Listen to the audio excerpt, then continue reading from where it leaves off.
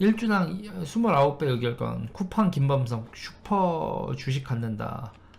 그러니까 투자자들이 경영자를 인정해서 경영자가 가진 주식의 의결권을 29배 클래스 A, 클래스 B 주식을 부여해서 다른 이렇게 되는 거예요. 그러니까 투자자 리더십을 인정해서 투자자는 의결을 할 때 29배의 의결권을 갖는다. 김범석 그 의장이요. 의장이죠. 김범석 의장이죠. 자, 그러니까 김범석 의장, 그러니까 1% 주식을 가지고 29%의 의결권 가질 수 있다는 거죠. 그래서 이거는 클래스 B는 상장을 안 하고 클래스 A를 상장을 한다는 건데, 자 보세요. 미국 주식 시장은요. 김범석 의장 같은 경우에 차등 의결권부터 시작을 해가지고 차등을 황금주 이렇게 받는 거고, 거기다가 미국 나스닥에 상장을 하면 우리나라 코리안 디스플레이도 없고, 지금 쿠팡이 59조 이적해까지 500억 달러까지 500억 달러가 지금 계산 환율로 계산하면 59조 이렇게 계산이 나오죠.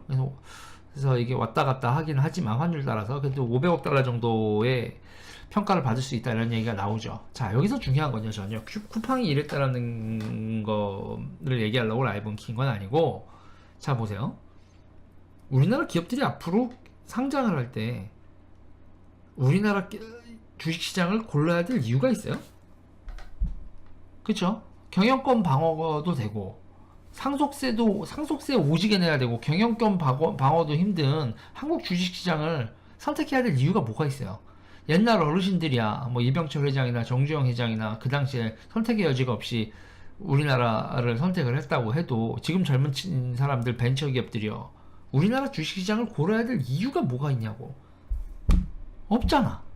자식한테 상속시키기도 좋고, 자기 지분율 가지기도 좋고, 이재용 회장 저렇게 감옥 들어가는 것도 봤는데, 그렇다고 여러분 투자자 입장에서도 보자고요. 투자자 입장에서도 한국 주식시장에다가 투자하는 거, 여기 뭐 스펙타클한 일 벌어져요. 게임스탑 같은 일도 벌어지면서, 게임스탑 같은 일도 벌어지고 테슬라 같은 일도 벌어지고, 지금 우리가 해외시장, 젊은 친구들도 해외시장 많이 주식 거래하죠. 그 주식 거래하는 게 뭐 나스닥에 있는 거, 다우존스 지수에 있는 그 주식들을 사기가 어려운 시장도 아니고, 그냥 클릭 한 번이면 다 매수할 수 있는 세상 아니에요. 그리고 몇만 배 때 뻥튀기 되는 테슬라 같은 일도 있고, 막 미친 듯이 유동치는 게임스탑 같은 일도 벌어지는데, 기업 공부를 그냥 나스닥 공부를 해버리지. 응? 나스닥 기업 공부를 해서 거기다 투자를 해야지. 국내 기업 주가를 빡시게 공부해서 투자한다? 지금 벌써 20대들 코인 투자하고 뭐 주식 투자해서, 해외 주식 투자해서 벌써 이제 점점 시각이 밖으로 돌고 있잖아요. 거기다 우리가 20대들한테 주거라고 가르친 게 뭐야? 영어 주거라고 가르쳤잖아요. 영어로 검색하는 게 애들이 어려워요? 뭐 영자지 읽는 게 어려워? 그런 걸 할 수 있는 친구들이 점점점 많은 상태에서, 거기다 그렇게 되면 좀 약간 좀 무식한 친구들이 있다고 해요. 그러면은 그 무식한 친구들 친구 따라 강남 간다고, 친구가 그렇다면 따라가는. 애들 요새 주식 단톡방도 만들더만. 20대들끼리 틀깍들하고는 뭐 얘기 못하겠어 그러더니 20대들끼리 지들끼리 단톡방 만들고, 뭐 레딧 이런 것도 있고, 이런 식의 투자 환경이 바뀌면, 지금 우리나라 제도에다가, 그리고 거기다 우리나라 지금 코스닥 시장 어때요? 좀비 기업들 무지하게 많죠? 좀비 기업들 무지하게 많은데다 또 모두 많아요, 여러분. 금융사기꾼들 진짜 많죠. 금융사기꾼 진짜 많은데, 지금 이 문재인 정부는 그 금융사기꾼 잡기로 했어요? 아니면은 그 같이 논 거로 보이는데. 그래서 이런 결과가 나왔잖아요. 금융범죄 합수단 해체시킨 포청점 부패범죄 온상이었다. 그럼 보세요.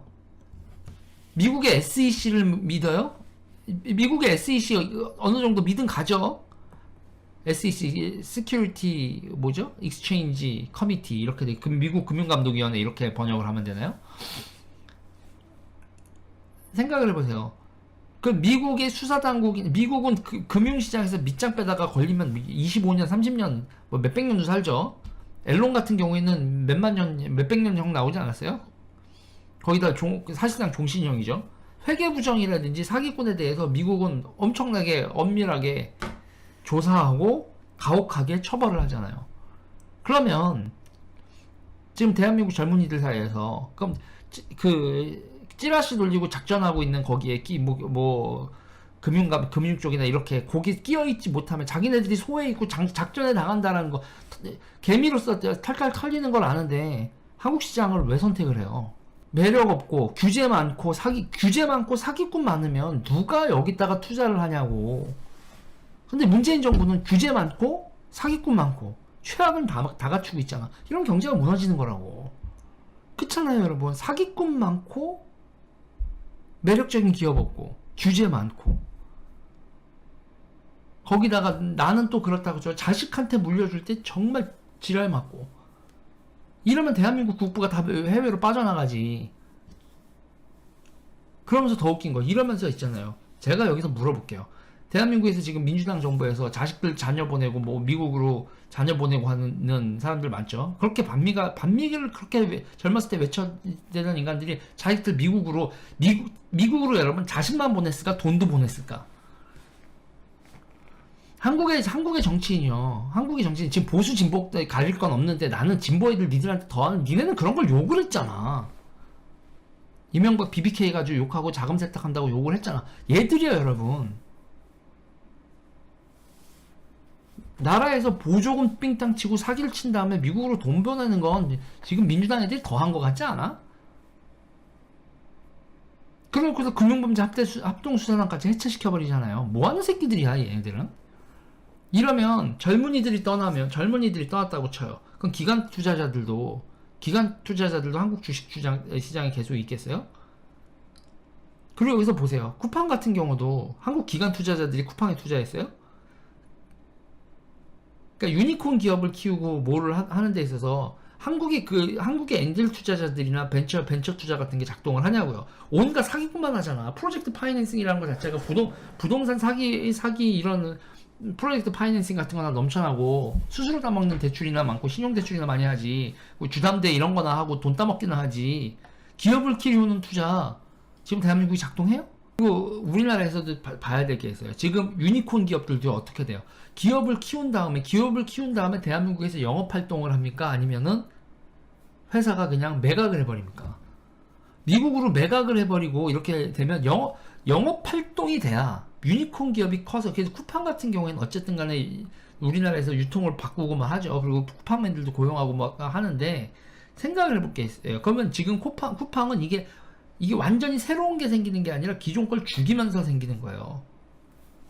그래서 이제 수축사회라는 얘기도 나오고 뭐 이러는 건데, 그런 거 말고도 새로운 걸 만들어내는 것 같은 경우에 그런 뭔가 대한민국에서 뭔가 유니콘 기업으로 뭔가 새로운 걸 만들어내면 영업활동을 우리나라에서 지금 여러모로 문제가 심각하죠.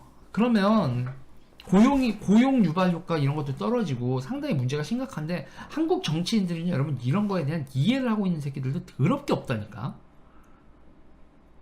그냥 마인드가 80년대 90년대에 멈춰있고 2020년대에서 벌어진 일을 이해하는 정치인이 더럽게 없어요. 여러분 좋아요 눌러주세요. 구독 눌러주세요.